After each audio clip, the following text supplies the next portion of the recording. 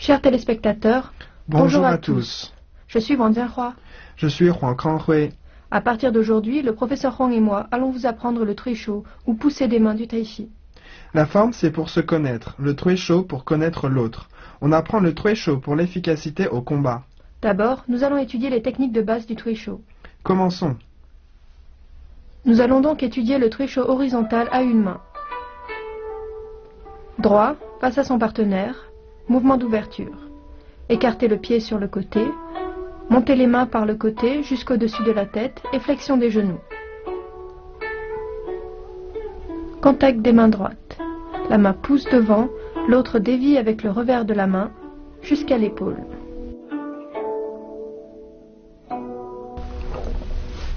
On répète. 1, 2, 3, 4. On rabaisse la main, on change de main. Le mouvement est le même, en 4 temps. 1, 2, 3, 4. Encore une fois. Rabaissez la main, ouvrez le pied. Faites un pas et contact des mains droites. Allez en position de l'arc. Puis, même mouvement de poussée frontale. 1, 2, 3, 4. Rabaissez la main, pas vers l'avant, puis position de l'arc. Contact des mains gauches. Mouvement symétrique. 1, 2, 3, 4. Encore une fois. Rabaissez la main, déplacement pour aller en position du cavalier, les deux mains en contact. Fermeture. Durant la poussée des mains, décrivez un cercle horizontal délimité dans l'espace entre les épaules des deux partenaires devant la poitrine. Regardons encore une fois la démonstration.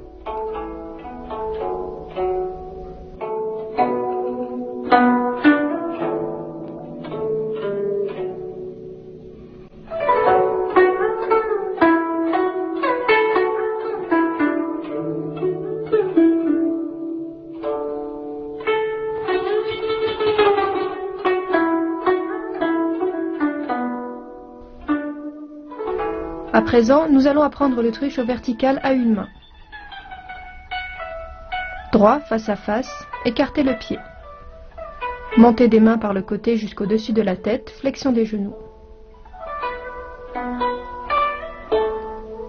Contact des mains droites.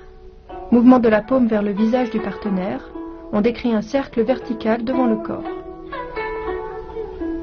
On répète. 1, 2, 3, 4. Dégagement et changement de main. Mouvement symétrique en 4 temps. 1, 2, 3, 4. Encore un tour. Rabaissez la main, ouvrez le pied. Faites un pas et contact des mains droites. Position de l'arc, mouvement de paume vers le visage. 1, 2, 3, 4. Ouvrez le pied et rabaissez la main. Faites un pas et changez de main. Même chose à gauche. 1, 2, 3, 4. Encore un tour. Rabaissez la main, faites un pas pour aller en position du cavalier, les deux mains en contact. Fermeture. Lors de la poussée des mains, décrivez un cercle vertical allant de la hanche de l'un à l'épaule de l'autre, le tout dans l'espace situé devant le corps. Regardons une nouvelle fois.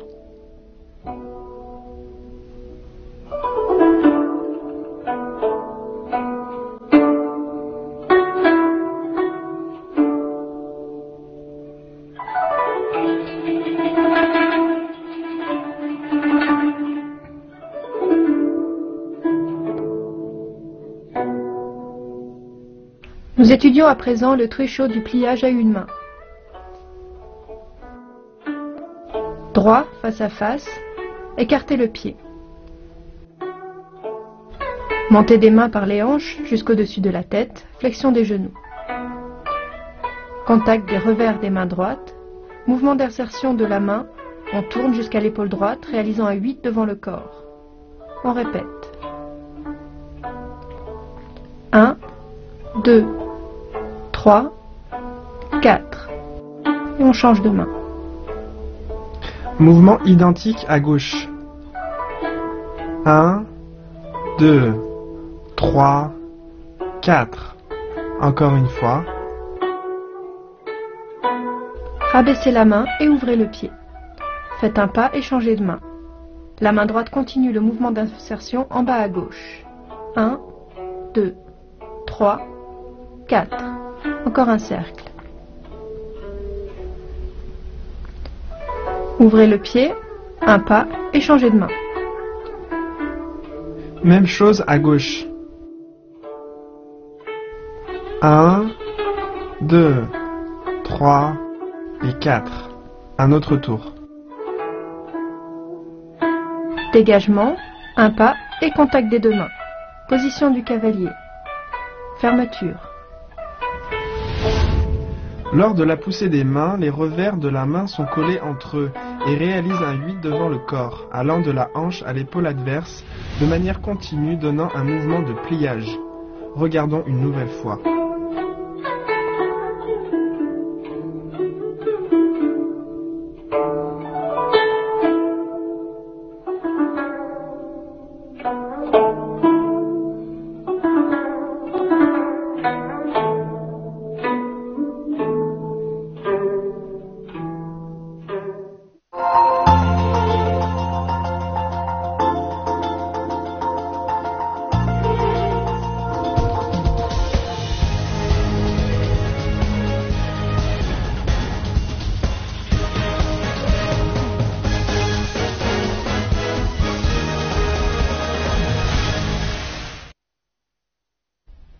Chers amis téléspectateurs, ne partez pas.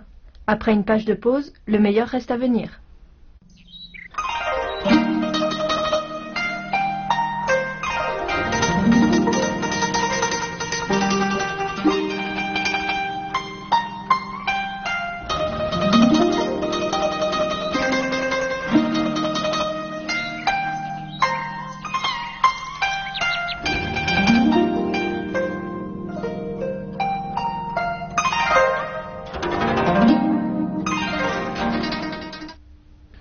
Le Treisho est l'élément le plus important de la pratique du Taijiquan. C'est la phase d'entraînement qui fait passer de l'exercice à la pratique. Durant la poussée des mains, les deux personnes doivent être calmes, l'équilibre stable, les pas doivent être habiles.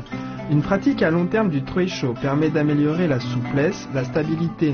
Cela stimule l'esprit, accélère les réflexes et permet de conserver une bonne condition physique.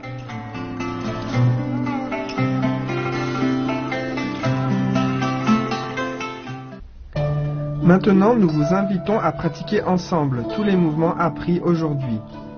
D'abord, la pratique individuelle. Pendant l'exercice, le corps doit être détendu, l'esprit concentré et l'équilibre stable. Pendant les mouvements, c'est la taille qui emmène les mains. Les bras restent souples et légers.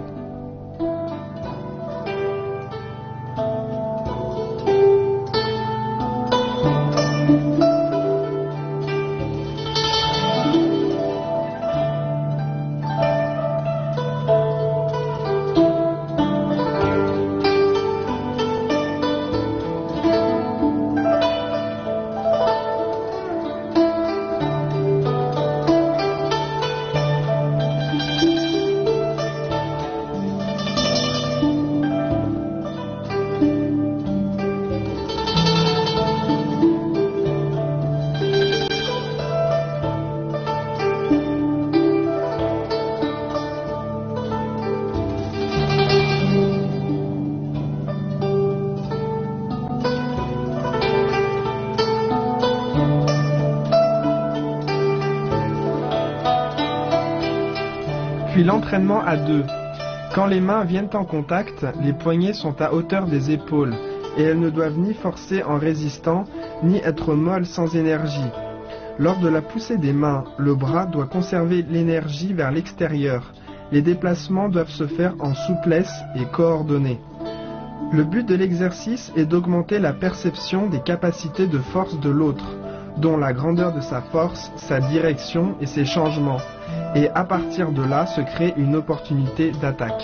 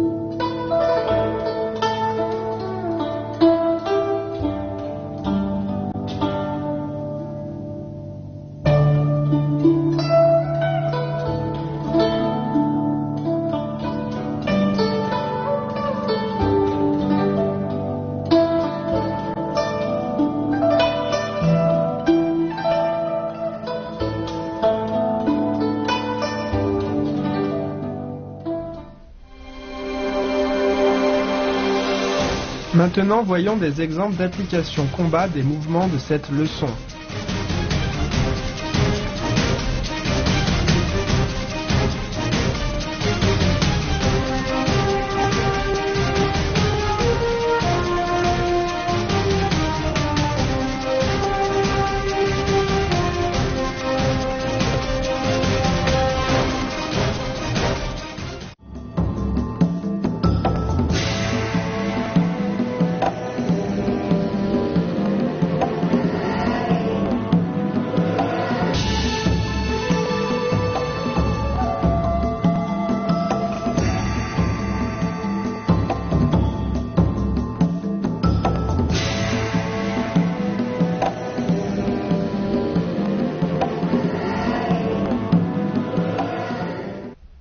Comment maîtrisez-vous la première leçon de Truishaut?